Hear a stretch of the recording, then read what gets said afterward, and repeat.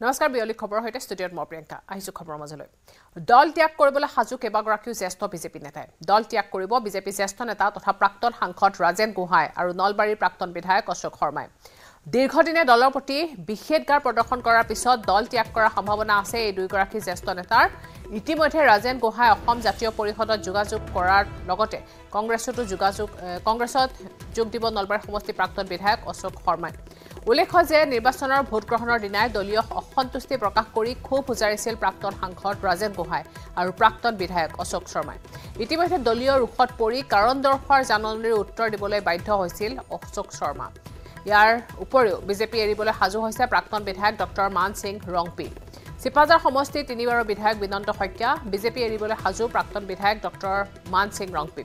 বহৰমপুৰ সমষ্টিক লৈ প্ৰফুল্ল কুমাৰ মহন্তৰ পুত্ৰ শ্যামন্ত কাশ্যপৰ সৈতে বহিছে কংগ্ৰেছৰ আলোচনা নিউজ 18 অসম নৰ্থ ইষ্টৰ হাতত পৰিছে এই বিস্ফোৰক তথ্য কংগ্ৰেছৰ এক শীৰ্ষ সূত্ৰই প্ৰকাশ কৰিছে এই তথ্য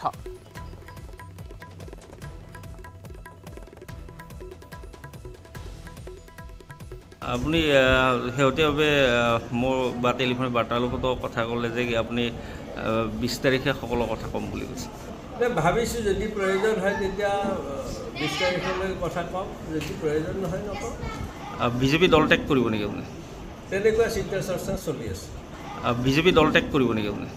তেনেকুৱা চিন্তা চৰ্চা চলি আছে অৱশ্যে কোনে কোনে বিজেপিত যোগদান কৰিব সেই সম্পৰ্কত এতিয়াও মুখ খোলা নাই ভূপেন বৰাই অৱশ্যে শীঘ্ৰে কংগ্ৰেছত বৃহৎ যোগদান হ'ব বুলি মন্তব্য কৰে ভূপেন কুমাৰ বৰাই বহু সংখ্যক লোকে নতুন দিল্লীত আন একাংশই গুৱাহাটীত যোগদান কৰিব বুলি মন্তব্য কৰিছে ভূপেন বৰাই গুৱাহাটী মহানগৰৰ কেইবাগৰাকীও বিশেষ ব্যক্তিয়ে যোগদান কৰিছে এয়া আৰম্ভণি আজি আমি তেখেতসকলৰ লগত বাকী যিসকল সতীৰ্থ আছে ডিব্ৰুগড়তো এটা ডাঙৰ যোগদান হ'ব আৰু আমাৰ গুৱাহাটীতো এটা ডাঙৰ যোগদান হ'ব কালি নাৰায়ণপুৰতো এটা গ্ৰুপে যোগদান কৰিছে কিন্তু তেখেতসকলে প্ৰথমতে এইকাৰণে যোগদান কৰিছে এতিয়া গৈ পেলাই তেখেতে বাকীসকল সতীৰ্থৰ সৈতে কথা পাতি খুব সোনকালে ডিব্ৰুগড়ত আৰু গুৱাহাটীত যোগদান হ'ব আৰু তেনেকুৱা যোগদানৰ প্ৰস্তাৱ আমালৈ আৰু আহি আছে মই কালিও কৈছোঁ যে আমি আশা কৰিছোঁ যে অহা আমাৰ 15, 16, 17 পলিটিকেল এফেয়াৰ্ছ কমিটি মিটিং আছে কিছুমান ব্যক্তিৰ ক্ষেত্ৰত আমি কিছু সিদ্ধান্ত ল'বলগীয়া আছে এই তেওঁলোকৰ যোগদানটো কেনেকৈ হ'ব কাৰোবাৰ দিল্লীতো হ'ব কিছু নেতা আমাৰ অসমৰ বেলেগ দলত আছে তেখেতসকলে দিল্লীত যোগদান কৰিবলৈ ইচ্ছা প্ৰকাশ কৰিছে কিছু নেতাই গুৱাহাটীত যোগদান কৰিব কিছুৱে জিলাই কৰিব সেইকাৰণে আমি 15, 16, 17 আমাৰ যি পলিটিকেল এফেয়াৰ্ছ কমিটি আছে তাত আমি এজেণ্ডাটো লৈ আপোনালোকক জনাই দিম কোনো নেতাই মোৰ লগত ডাইৰেক্ট কথা পতা নাই কোনোবাই এখেতৰ লগত পাতিছে কোনোবাই এখেতৰ লগত পাতিছে তেওঁলোকে মোক জনাইছে যে কেইজনমানে দিল্লীত জইন কৰিব বিচাৰে আমি কৈছোঁ হ'ব দিল্লী আমাৰ মূল ঘৰ আমাৰ ঘৰতে জইন কৰিম আমি কিয় বেয়া মই বাৰে বাৰে টিকেট পোৱা নাই বাবে দল ত্যাগ কৰিম বুলি মোৰ কথা ওলাই দলৰ স্বাৰ্থত এই কাম কৰা নাই একাংশ বিজেপি নেতাই দল ত্যাগৰ প্ৰসংগত এই মন্তব্য বিজেপি মুখপাত্ৰ জয়ন্ত কুমাৰ দাসৰ আলোচনাৰ মাধ্যমেৰে দলত থকা অসন্তুষ্টি দূৰ কৰিব লাগে বুলি মন্তব্য কৰি সভাপতিক নপুৰণি নেতাৰ মনৰ কথা বুজাৰ আহ্বান জনায় দলটো বৰ্তমান আমাৰ দল আৰু চৰকাৰ সুন্দৰভাৱে চলি আছে কিন্তু কিছু ক্ষেত্ৰত নিশ্চিতভাৱে কিছু আমাৰ কাৰ্যকৰ্তাৰ অলপমান মনত অশান্তি বা অসন্তোষ আছে নোহোৱা নহয় কিন্তু আমি ভাবোঁ যে সেইবিলাক আলোচনাৰ মাজেৰে নিষ্পত্তি কৰিব পৰা যাব মই নাভাবোঁ যে এনেকুৱা এটা পৰ্যায়ত যাব আলোচনাৰ মাজেৰে এইবিলাক ঠিক কৰিব পৰা যাব কাৰণ আমাৰ দল সুন্দৰভাৱে চলি আছে আৰু এটা কথা যে আমি মোৰ নিজৰে 3টা দশক হ'ল এই দলটোত আমি বিৰোধীৰ এখনতে বেছিভাগ আছিলোঁ চৰকাৰৰ কেনেকৈ চলে চৰকাৰ চলিলে কি পৰিৱেশ এটা হয় মানে নিজৰ মানসিক ক্ৰিয়া প্ৰতিক্ৰিয়া কি সেইটোৰ কথা আমাৰ উপলব্ধি হোৱা নাছিল আমি বিৰোধীত থাকোঁতে কিন্তু যেতিয়া আমি চৰকাৰত আহিলোঁ তেতিয়া বহুত কথা পোৱা নোপোৱাৰ মানে হিচাপ নিকাচ আহে আৰু তাৰে প্ৰতিফলন নিশ্চিতভাৱে ঘটিছে কিন্তু মই ভাবোঁ যে এইটো আলোচনাৰ মাধ্যমেৰে আমাৰ মাননীয় ৰাজ্যিক সভাপতি ভৱেশ কলিতা ডাঙৰীয়া মাননীয় মুখ্যমন্ত্ৰী হেমন্ত বিশ্ব শৰ্মা ডাঙৰীয়াৰ নেতৃত্বত যে এইখিনি ভাল হ'ব ইফালে কংগ্ৰেছত যোগদানক লৈ ওলোৱা খবৰ সন্দৰ্ভত প্ৰতিক্ৰিয়া প্ৰকাশ কৰে ৰিপুন বৰাই কংগ্ৰেছলৈ পুনৰ উভতি নাযাওঁ বুলি মন্তব্য কৰাৰ লগতে কংগ্ৰেছৰ কোনো লোকে যোগাযোগ কৰা নাই বুলিও প্ৰকাশ কৰে ৰিপুন বৰাই মোৰ পিনৰ পৰা মই ক'তো তেনেকুৱা ধৰণৰ মন্তব্য কৰা নাই ক'তো মই তেনেকুৱা ধৰণৰ চিন্তা চৰ্চা কৰা নাই আৰু মোলৈও কংগ্ৰেছ পাৰ্টিৰ পৰা কোনো ধৰণৰ মোলৈও প্ৰস্তাৱ অহা নাই আজিৰ তাৰিখলৈকে মোকো কোনেও এতিয়া বতাহত ওলাইছে কোনোবাইতো যোগাযোগ কৰিব লাগিব কংগ্ৰেছ পাৰ্টিৰ পৰা মোক কোনেও যোগাযোগ কৰা নাই যে আপুনি আমাৰ পাৰ্টিলৈ আহক আৰু মোৰ পিনৰ পৰাও মই তেওঁলোকৰ লগত কোনো যোগাযোগ কৰা নাই যে মই আপোনালোকৰ পাৰ্টিলৈ যাম ইফালে 8 আগষ্টত বিজেপি ত্যাগ কৰিব অশোক শৰ্মাই 8 আগষ্টৰ দিনটো এটা বিশেষ দিন হিচাপে গণ্য কৰিছে অশোক শৰ্মাই 8 আগষ্টত হৈছিল ভাৰত ত্যাগ আন্দোলন নলবাৰী সমষ্টিৰ প্ৰাক্তন বিধায়ক অশোক শৰ্মা পূৰ্বে কেইবাবাৰো দলৰ বিৰুদ্ধে ক্ষোভ উজাৰিছিল অশোক শৰ্মাই অন্য দলত যোগদান কুচকাৱাজ ৰাজ্যৰ প্ৰাক্তন মুখ্যমন্ত্ৰী প্ৰফুল্ল কুমাৰ মহন্তৰ পুত্ৰ শ্যামন্ত কাশ্যপৰ ইতিমধ্যে ব্ৰহ্মপুৰ সমষ্টিক লৈ প্ৰফুল্ল কুমাৰ মহন্তৰ পুত্ৰ শ্যামন্ত কাশ্যপৰ সৈতে চলিছে কংগ্ৰেছৰ আলোচনা উল্লেখ্য যে এবাৰ নিৰ্বাচনত প্ৰফুল্ল কুমাৰ মহন্তক বঞ্চিত কৰি জিতু গোস্বামীক টিকেট দিছিল বিজেপি অসমলৈ আহিব এআইচিচি সাধাৰণ সম্পাদক জিতেন্দ্ৰ সিং অসম কংগ্ৰেছৰ তত্ত্বাৱধায়ক জিতেন্দ্ৰ সিং 15 জুলাইৰ পৰা 19 জুলাইলৈ গুৱাহাটীত হ'ব বৈঠক উপ-নিৰ্বাচন 26ৰ নিৰ্বাচনক লৈ গুৱাহাটীত অনুষ্ঠিত হ'ব বৈঠক 26ৰ নিৰ্বাচন আৰু উপ-নিৰ্বাচনৰ বাবে ৰণকৌশল প্ৰস্তুত কৰা হ'ব এই বৈঠকত ৰণকৌশল প্ৰস্তুতৰ বৈঠকত জিতেন্দ্ৰ সিং ভূপেন কুমাৰ বৰা উপস্থিত থাকিব গৌৰৱ গগৈ ৰকিবুল হুছেইন প্ৰদ্যুৎ বৰদলৈ অংশ ল'ব বৈঠকত অংশ ল'ব বিৰোধী দলপতি দেৱব্ৰত শইকীয়ায়ো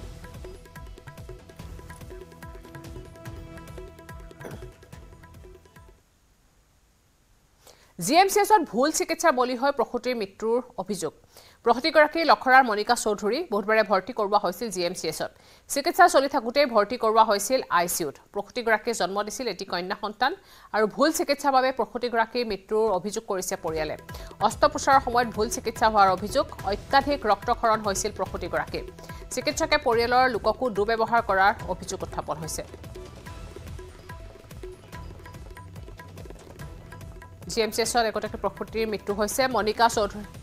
জিএমচিএছত ভুল চিকিৎসাৰ বলি হৈ এগৰাকী প্ৰসূতিৰ মৃত্যু হোৱাৰ অভিযোগ উত্থাপন হৈছে প্ৰসূতিগৰাকী লখৰাৰ মনিকা চৌধুৰী ভৰ্তি কৰোৱা হৈছিল জিএমচিএছত আৰু চলি থাকোঁতে আইচিইউত ভৰ্তি কৰোৱা হৈছিল চিকিৎসাৰ মাজতে মহিলাগৰাকীক প্ৰসূতিগৰাকীয়ে জন্ম দিছিল এটি কন্যা সন্তান আৰু ভুল চিকিৎসাৰ বাবে প্ৰসূতিগৰাকীৰ মৃত্যু হোৱাৰ অভিযোগ কৰিছে এতিয়া পৰিয়ালৰ লোকে তেখেতসকলে কৈছে যে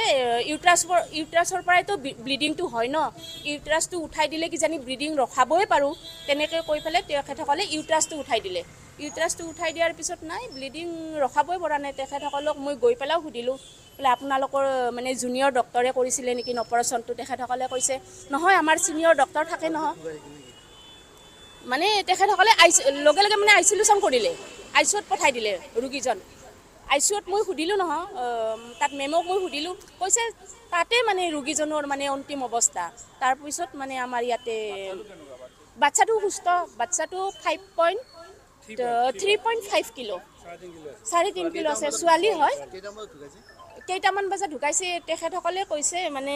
ভেণ্টিলেটৰত সোমাই থৈছে ন ভেণ্টিলেটৰত সোমাই থ'লেতো এনেও মানে কি উশাহ নিশাহটো লৈ থাকে ন এই 4:30 মান বজাত পেচেণ্টজনৰ মনিকা চৌধুৰী আছিলে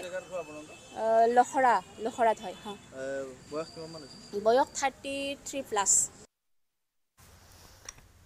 আৰু এই বিষয়ে আমি সবিশেষ জানিবলৈ সংযুক্ত হৈছোঁ আমাৰ সাংবাদিক বিৰিঞ্চিৰ সৈতে বিৰিঞ্চি আপোনাৰ পৰা ঘটনা সন্দৰ্ভত জানিব বিচাৰিছোঁ ইতিমধ্যে এগৰাকী মহিলাৰ প্ৰসূতি মৃত্যু হৈছে আৰু তাৰ পিছতে অভিযোগ উত্থাপন হৈছে চিকিৎসকৰ বিৰুদ্ধে নিশ্চয় প্ৰিয়ংকা যে অতি এটা আচলতে দুখৰ কথা যে যিগৰাকী প্ৰসূতি আচলতে যোৱাকালি দিনটোত এগৰাকী কন্যা সন্তান জন্ম দিছে আৰু যেতিয়ালৈকে তেওঁ যেতিয়া বিষ অনুভৱ কৰা নাছিল তেতিয়ালৈকে তেওঁ সেই যি ৱাৰ্ড আছিল প্ৰসূতি ৱাৰ্ডতে তেওঁ ৰখা আছিল যদিও পৰৱৰ্তী তেওঁ যথেষ্ট বিষ অনুভৱ কৰিলে তাৰ পাছতে দুজনমান জুনিয়ৰ ডক্টৰে আচলতে আহি চাইছিল আৰু চোৱাৰ পাছত তেওঁ অস্ত্ৰোপচাৰ কক্ষত সোমাই লৈ যোৱাৰ কথা পৰিয়ালৰ লোকে যিহেতু জনাইছে যে অস্ত্ৰোপচাৰ কক্ষত আচলতে কি হ'ল সেই সকলোখিনি কথা নাজানে কিন্তু এনেধৰণৰ ৰক্তক্ষৰণ হ'ব ধৰিলে যে মহিলাগৰাকী যথেষ্ট ৰক্তক্ষৰণ হোৱাৰ পাছত তেওঁৰ অৱস্থা অধিক অৱনতি হ'বলৈ ধৰিলে পৰৱৰ্তী সময়ত আইচিইউত সোমাব লাগিব বুলি পৰিয়ালৰ লোকৰ পৰা তেওঁলোকে এটা চহি ল'লে আৰু তাৰ পাছতে আইচিইউত ভৰাই দিলে আইচিইউৰ ভিতৰত যেতিয়া সোমাইছে তাৰ পাছৰ পৰা আৰু সেই মনিকা চৌধুৰী নামৰ প্ৰসূতিগৰাকী আচলতে কোনো ধৰণৰ চেঞ্জ নাছিল কোনো ধৰণৰ কথা ক'ব পৰা নাছিল আৰু কেৱল সিমানেই নহয় যে চিকিৎসক যেতিয়া পৰিয়ালৰ লোকসকলে গৈ তেওঁলোকৰ লগত কথা পাতিছিল যে আচলতে ঘটনাটো কি হৈছে কেনেধৰণে তেওঁলোকে কিন্তু পৰিয়ালৰ লোকক দুৰ্ব্যৱহাৰ কৰাৰ অভিযোগ উঠিছে গতিকে পৰৱৰ্তী সময়ত যেতিয়া কোৱা হৈছে অত্যধিক ৰক্তক্ষৰণৰ যেতিয়া তেওঁ ভেণ্টিলেটৰত পৰ্যায়ত যেতিয়া দিবলগীয়া হ'ল তাৰ পাছতে তেওঁ আচলতে মৃত্যু হয় আৰু মৃত্যু হোৱাৰ পাছত পৰিয়ালৰ লোকক আজি যোৱাকালি সন্ধিয়াৰ ভাগতে যিহেতু মৃত্যু হৈছে বুলি কয় কিন্তু আজি প্ৰায় 11মান বজাতে আচলতে আনুষ্ঠানিকভাৱে ঘোষণা কৰিছিল যাক লৈও তেওঁলোক যথেষ্ট খুব প্ৰকাশ হৈছে পৰিয়ালৰ লোকে গতিকে কেনেধৰণে যে জুনিয়ৰ ডক্টৰে চালে বিৰেঞ্চি চিকিৎসকৰ সৈতে আপোনাৰ কথা বতৰা হৈছিলে নেকি নিশ্চয়কৈ আমি যিগৰাকী ছুপাৰিণ্টেণ্ডেণ্ট আমি অধীক্ষকগৰাকীৰ লগত কথা হৈছিলে কিন্তু তেওঁ এই সমগ্ৰ বিষয়টো কিন্তু তেওঁ পোনচাতে আচলতে নাকচ কৰিছে যে প্ৰসূতিগৰাকীক যিধৰণে আচলতে চিকিৎসা কৰাব লাগে সেই ধৰণে আচলতে চিকিৎসা কৰা হৈছে কিন্তু তেওঁ এই মুহূৰ্তত সংবাদ মাধ্যমৰ আগত আচলতে মন্তব্য কৰা নাই কিন্তু আমাৰ লগত অনানুষ্ঠানিকভাৱে যিখিনি কথা পাতিছে সেই কথাখিনি কৈছে যে তেওঁক চিকিৎসাৰ ক্ষেত্ৰত কোনো ধৰণৰ ধন্যবাদ জনাইছো বিৰেঞ্চি ধন্যবাদ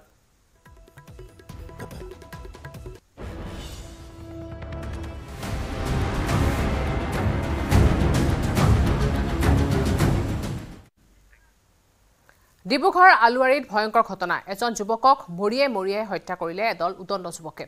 মৃত যুৱকজন 24 বছৰীয়া তমু সোণাৰ দীপজ্যোতি ৰাজবংশী নামৰ যুৱকজনৰ নেতৃত্বত এই হত্যাকাণ্ড কৰাৰ অভিযোগ উত্থাপিত হৈছে 10-12 জনীয়া এটা যুৱকৰ দলে মৰিয়াই হত্যা কৰে যুৱকজনক পুৰণি শত্ৰুতাৰ বাবে যুৱকজনক হত্যা কৰা সন্দেহ কৰা হৈছে ঘটনাৰ পিছতে যুৱকজনক অসম মেডিকেল কলেজলৈ লৈ অনা হৈছিল কিন্তু পুৱাই মৃত্যু হয় যুৱকজনৰ ইতিমধ্যে আৰক্ষীয়ে কৰায়ত্ব কৰিছে হত্যাৰ মূল অভিযুক্ত দীপজ্যোতি ৰাজবংশীক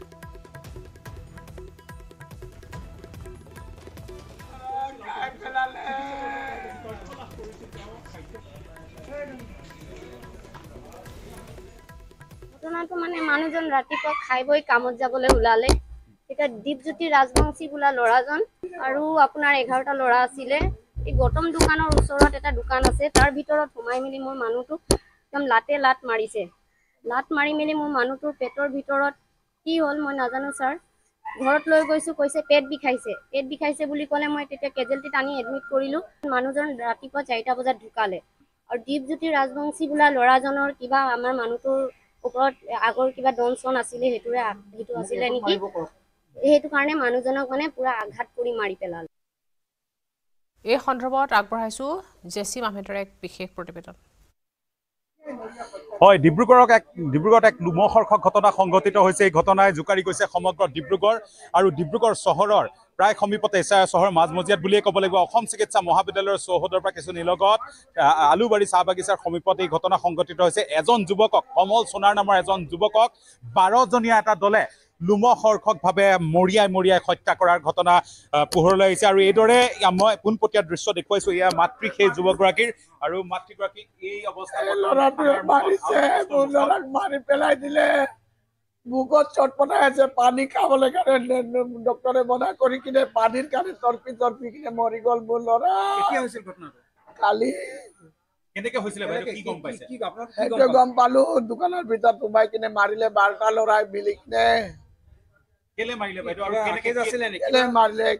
কি হ'ল সেইটো নাজানো আমি ডিউটি যোৱা মানুহ ল'ৰা গিৰেক বাহিৰত ওলাই কি কৰে কি নকৰে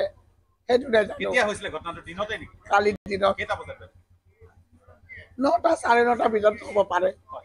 এইদৰে আচলতে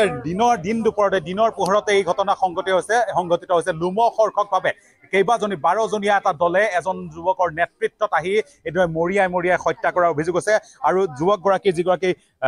যুৱকৰ আচলতে মৃত্যু হৈছে তেওঁৰ আমি পৰিয়ালৰ পত্নী আছে পত্নীৰ ভাষ্য গ্ৰহণ কৰিবলৈ চেষ্টা আঘাত হৈ আছে বুলি ক'লে তেতিয়া মই গৈ কিনে মানুহজনক ঘৰত লৈ আহিছিলো ক'ত পঢ়ি আছিলে মানুহজন আলুবাৰী গেটৰ ওচৰত বহি আছিলে পেট বিষত মানুহজন তেতিয়া মই গৈ কিনে লৈ আহিলো ঘৰত আনিলো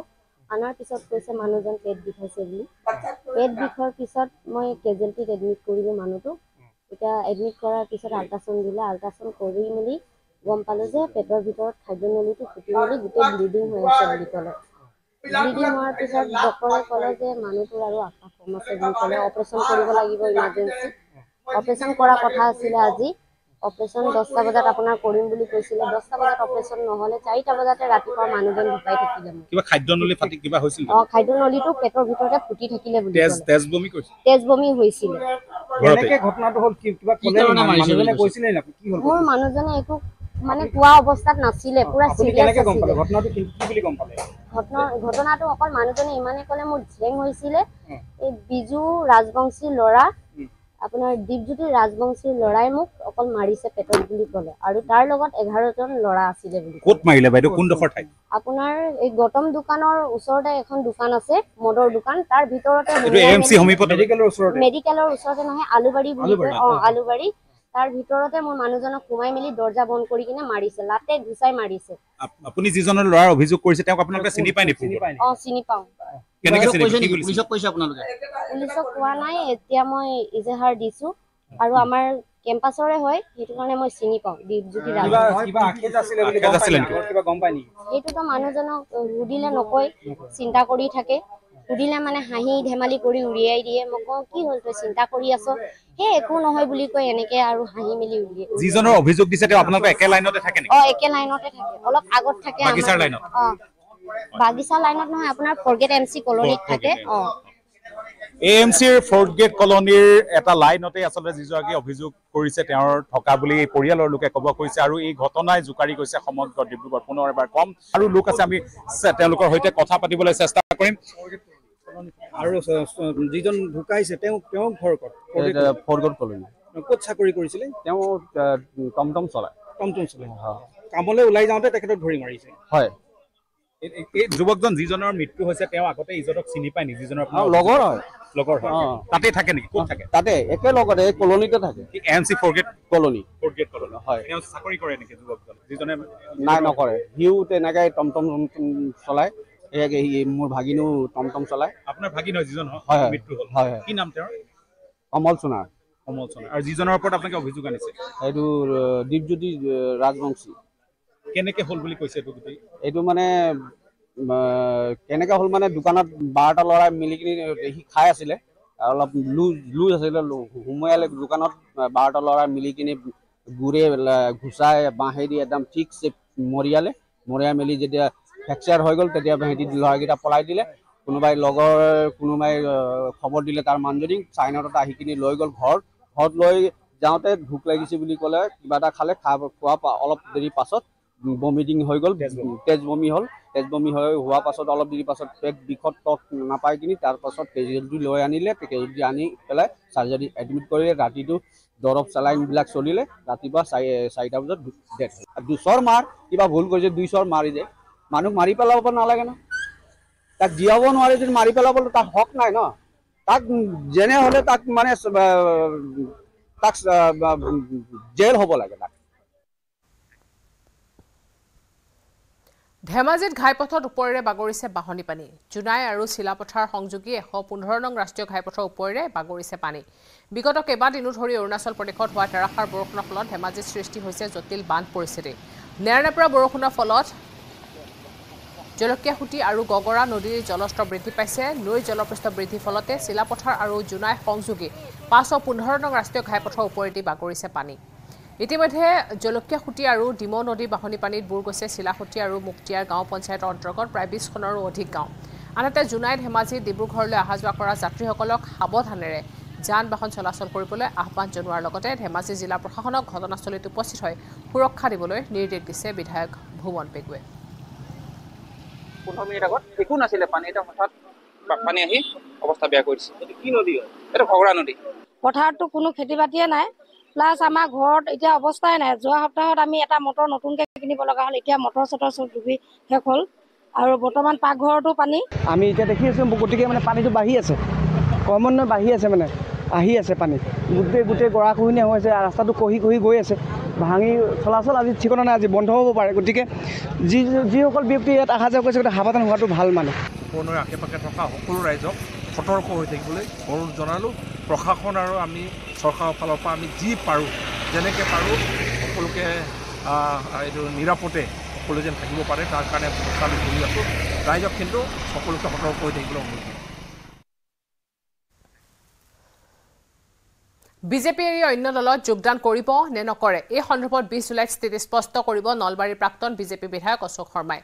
মা কামাখ্যাৰ আশীষ লৈ সাংবাদিকৰ আগত এই মন্তব্য কৰে প্ৰাক্তন বিজেপি বিধায়কগৰাকীয়ে উল্লেখ্য যে বিগত কিছু বছৰ ধৰি বিজেপিত বঞ্চিত হোৱা বুলি ক্ষোভ প্ৰকাশ কৰি আহিছে নেতাগৰাকীয়ে মই এই বিষয়ত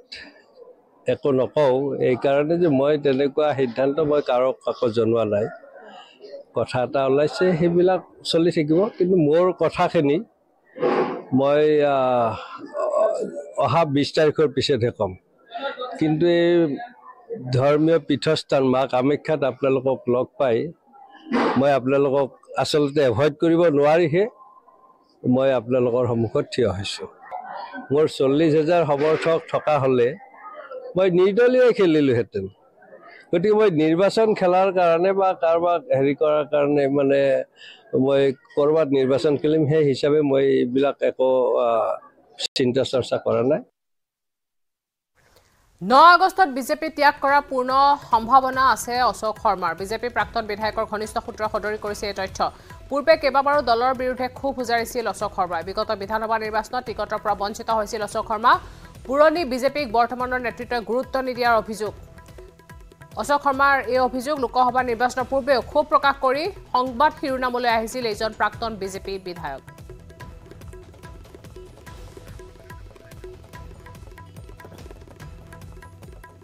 9 আগষ্টৰ পূৰ্বে দল ত্যাগ কৰাৰ সম্ভাৱনা আছে, পূৰ্ণ সম্ভাৱনা আছে অশোক শৰ্মাৰ। বিজেপিৰ প্ৰাক্তন বিধায়কৰ ঘনিষ্ঠ সূত্ৰই সদৰি কৰিছে এই তথ্য। পূৰ্বে কেইবাবাৰো দলৰ বিৰুদ্ধে ক্ষোভ উজাৰিছিল অশোক শৰ্মাই। বিগত বিধানসভা নিৰ্বাচনত টিকেটৰ পৰা বঞ্চিত হৈছিল অশোক শৰ্মা। আৰু পুৰণি বিজেপিক বৰ্তমানৰ নেতৃত্বই গুৰুত্ব নিদিয়াৰ অভিযোগ অশোক শৰ্মাৰ। লোকসভা নিৰ্বাচনৰ পূৰ্বেও ক্ষোভ প্ৰকাশ কৰি সংবাদ শিৰোনামলৈ আহিছিল এগৰাকী প্ৰাক্তন বিজেপি বিধায়ক।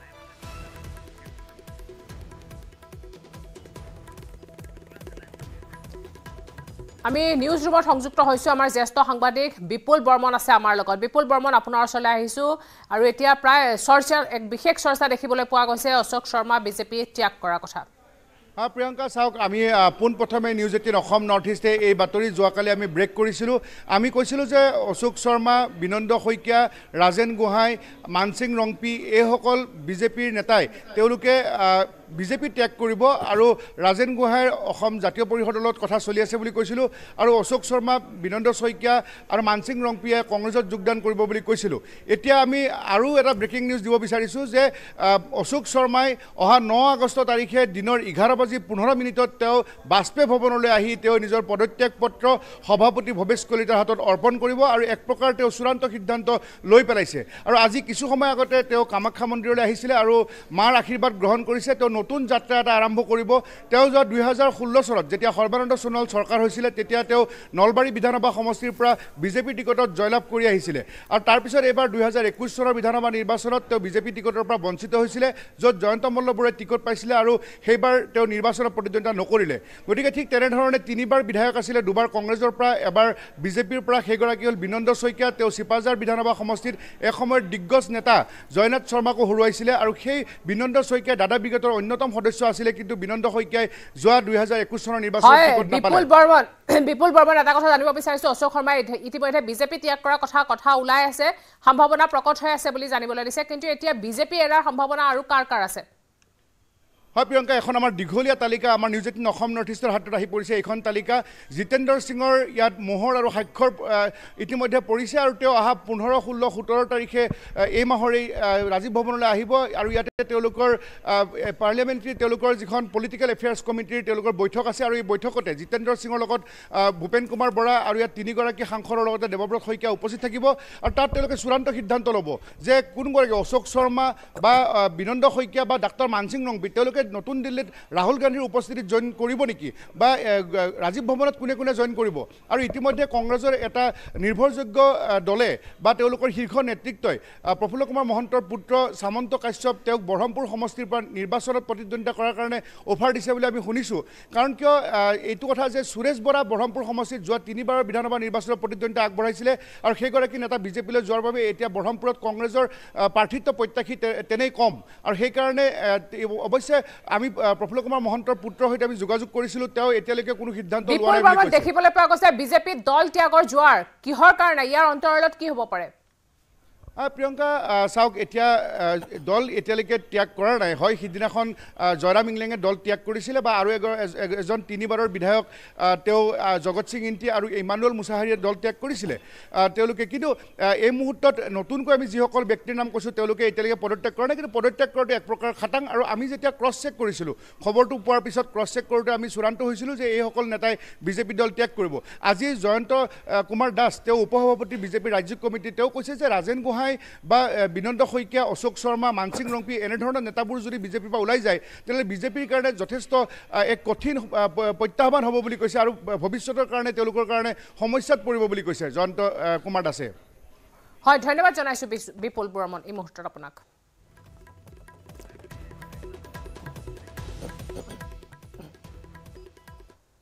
বিয়লি খবৰত আছে আৰু খবৰ কিন্তু তাৰ আগতে এটা সৰু বিৰতি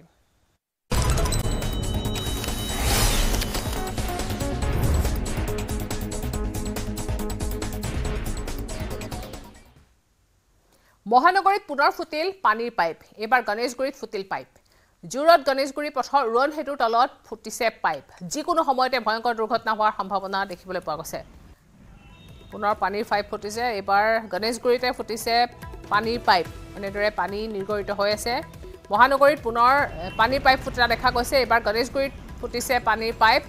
জুৰত গণেশগুৰি পথৰ ৰোণ হেতুৰ তলতে ফুটিছে পানীৰ পাইপ যিকোনো সময়তে ভয়ংকৰ দুৰ্ঘটনা হোৱাৰো সম্ভাৱনা দেখিবলৈ পোৱা গৈছে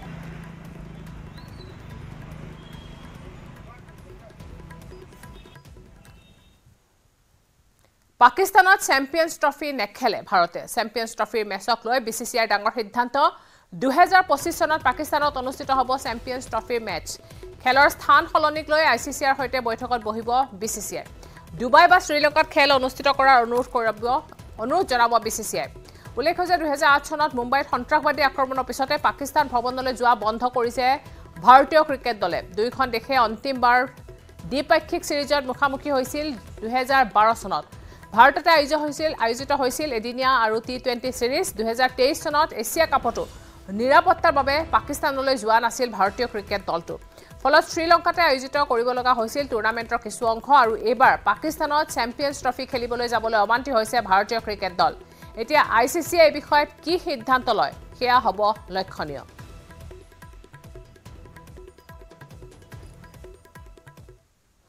দক্ষিণ আফ্ৰিকাৰ বিৰুদ্ধে টেষ্ট এদিনীয়া আৰু টি20 শৃংখলা সামৰি বোকাখাতত উপস্থিত ক্ৰিকেটাৰ উমা চেত্ৰী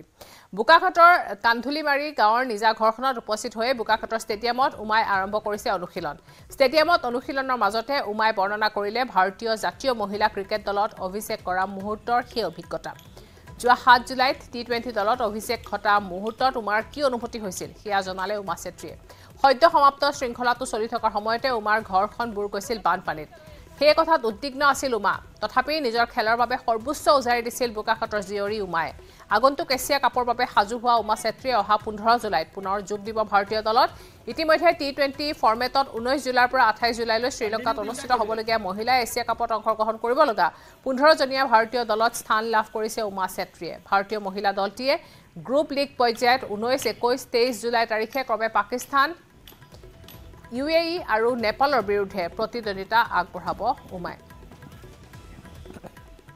আগবঢ়াইছো ধ্ৰুৱজ্যোতি ৰাজখোৱাৰ এক বিশেষ প্ৰতিবেদন মোৰ লগত উমা আছে মই উমাৰ পৰা জানিম প্ৰথমতে তোমাক স্বাগতম জনাইছোঁ আৰু কেনেকুৱা লাগিছে আচলতে কি ক'বা এই ক্ষেত্ৰত যিহেতু তুমি দুখনকৈ খেল খেলিলা কি ক'বা এই ক্ষেত্ৰত হয় যেতিয়া মই প্লেইং 11 পাইছোঁ আৰু যেতিয়া মোক কৈছে যে তুমি কালি মেচ খেলিবা আৰু কেতিয়া বেটিং যাম এই চব কৈছে আৰু তেতিয়া মোক ভাল লাগিছে কাৰণ মই ফাৰ্ষ্ট টাইম ডেবিউ কৰিম সেইটো ফিলিংছটো বহুত ভাল কাৰণ যেতিয়া মই হেতু ইন্ডিয়া খেলিম বুলিয়ে যেতিয়া পাইছিলোঁ তেতিয়াৰ পৰাও মই ৰখি আছিলোঁ যে কেতিয়া প্লেইং 11 খেলিব পাম আৰু কেতিয়া এইটো লগৰটোৰ লগত মই ফিল্ডৰ ভিতৰত সোমাব পাম প্লেইং 11ত তো যেতিয়া মই সেইটো গম পালোঁ তো খুব ভাল লাগিছে কাৰণ মই প্লেইং 11ত পোৱাৰ লগে লগে মাহঁতকে কৈছোঁ আৰু মা পালোঁ বুলি তেতিয়া মাও পুৰা হেপী হৈছে আৰু কালিৰ পৰা ভালকৈ মেচ চাম ইণ্ডিয়া টিমত তুমি টিম 11ত তুমি যেতিয়া খেলিবলৈ চান্স পাইছিলা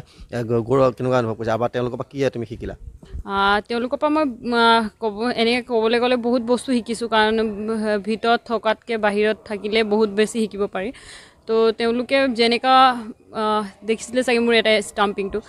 তাৰপিছতো তেওঁলোকে আহি মোক ইমান ভালকৈ এপ্ৰিচিয়েট কৰিছে তেওঁলোকে ইমান ভালকৈ মোক বুজাইছে যে একো নাই কাম থাক একদম এনজয় কৰ হেপী থাক এটা দুটা হৈ যায় কেতিয়াবা তো তেওঁলোকে যেনেকৈ মোক কাম বেক কৰাইছে যে তেওঁলোকে যেনেকৈ মোক ছাপোৰ্ট কৰিছে গ্ৰাউণ্ডৰ ভিতৰত বহুত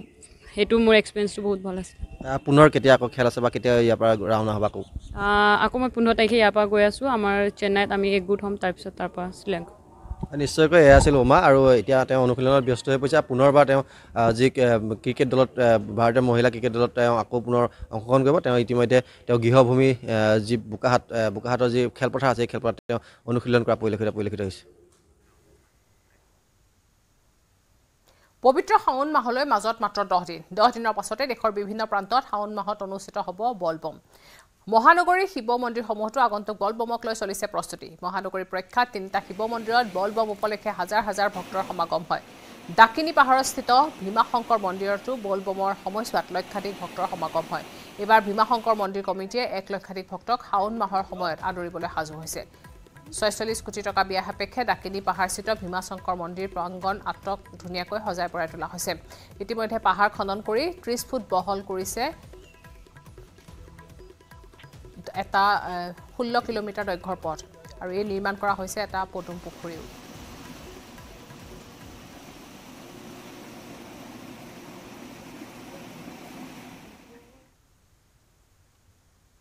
চলিত মাহৰ প্ৰথম ভাগতে বানৰ কবলত পৰা কাজিৰঙা ৰাষ্ট্ৰীয় উদ্যানত জলস্তৰ কিছু নিম্নগামী হৈছে কিন্তু অপৰিৱৰ্তিত অৱস্থাতে আছে ৰাষ্ট্ৰীয় উদ্যানখনৰ বান পৰিস্থিতি বৰ্তমানেও জলমগ্ন হৈ আছে ৰাষ্ট্ৰীয় উদ্যানখনৰ বিস্তীৰ্ণ এলেকা এনে পৰিস্থিতিত ৰাষ্ট্ৰীয় উদ্যানখনৰ অন্তৰ্ভাগত দিনে নিশাই বন্যপ্ৰাণীক সুৰক্ষা প্ৰদান কৰিছে হাজাৰৰো অধিক বনকৰ্মীয়ে অবৰ্ণনীয় পৰিৱেশৰ মাজত প্ৰায় 10 দিন ধৰি সাগৰ সদৃশ পানীৰ মাজতে কৰ্তব্য পালন কৰি থকা বনকৰ্মীসকল স্বাভাৱিকতেই ৰোগাক্ৰান্ত হোৱাৰ সম্ভাৱনা অধিক এনে ক্ষেত্ৰত কৰ্তব্যৰত বনকৰ্মীসকলৰ স্বাস্থ্যৰ খবৰ লোৱাৰ লগতে মনোবল বৃদ্ধিৰ বাবে তেওঁলোকৰ কাষত উপস্থিত হৈছে কাজিৰঙা ৰাষ্ট্ৰীয় উদ্যান আৰু ব্যাঘ্ৰ সংৰক্ষিত বনাঞ্চলৰ ক্ষেত্ৰ সঞ্চালিকা সোণালী ঘোষ ডিএফঅ অৰুণ ভিগনেশকে ধৰি উচ্চ পদস্থ বিষয়াসকল এনডিআৰএফ আৰু এছডিআৰএফৰ সহযোগত নুমলীগড় শোধনাগাৰে আগবঢ়োৱা খাদ্য আৰু ঔষধৰ টোপোলালৈ প্ৰতিটো বন শিবিৰত উপস্থিত হৈছে বন বিষয়াসকল উল্লেখযোগ্য যে বানৰ পৰা পৰিত্ৰাণ পাবলৈ একাংশ বন্যজন্তু ৰাষ্ট্ৰীয় উদ্যানৰ পৰা ওলাই আশ্ৰয় লৈছে নিৰাপদ স্থানত কিন্তু আন একাংশই আশ্ৰয় গ্ৰহণ কৰি আছে ৰাষ্ট্ৰীয় উদ্যানখনৰ ওখ আৰু হাইলেণ্ডসমূহত গতিকে অন্তৰ্ভাগত থকা বন্যজন্তু সুৰক্ষাৰ বাবে সষ্টম হৈ থাকিবলগীয়া হৈছে শিবিৰত থকা বনকৰ্মীসকল গভীৰ প্ৰত্যাহ্বানৰ মাজতে একোখন হাত নাও সাৰথী হিচাপে লৈ অহৰ্নিশে বন্যজন্তু সুৰক্ষাত ব্ৰতী হৈ আছে বনকৰ্মীসকল कि एबार आमार माने दिन राति स्पेशली आमार फ्रंटलाइन कबले गले जेटू आमार फरेस्ट गार्ड फरेस्टार्स कैजुअल এইবিলাকে সবে এবাৰ আমাৰ এটা যোগদান দি দিন ৰাতি ডিউটি কৰি আছে আৰু আজি আমাৰ এটা ভাল পদক্ষেপ হ'ল আমাৰ নুমালীগড় ৰিফাইনাৰী পৰা আমাক এটা CSR সাপোৰ্ট দিলে সেই CSR সাপোৰ্টৰ থ্ৰু আমি এতিয়া এটা বান্ডল বনাইছো যত আমাৰ যেটো ঔষধ স্পেশালি আমাৰ যেনেকুৱা গা বেয়া বা বমি বা আমাৰ যেনেকুৱা স্কিন ইনফেকশন এইখিনি এইবিলাক আমি এটা টোপলা বনাইছো তাৰ বাহিৰত আমি টৰ্চ লাইট ফিল্টাৰ আৰু আমাৰ এটা খাদ্য যেনেকুৱা গুড় বা চিৰা এইবিলাক আমি এটা সেট বনাইছো আজি আমি SDRF আৰু NDRFক আমি লিখিছিলো তেখেতে আমাক 6খন বোট প্ৰভাইড কৰিছে তো আজি আমাৰ ইয়াতে 4খন বোট আৰু অগৰাতলিৰ পৰা দুখন বোট দি আমি আজি যিমান ক্যাম্প আছে যেটো কাট অফ আছে তাতে আমি আজি সেই বস্তুটো দিবলৈ চেষ্টা কৰিম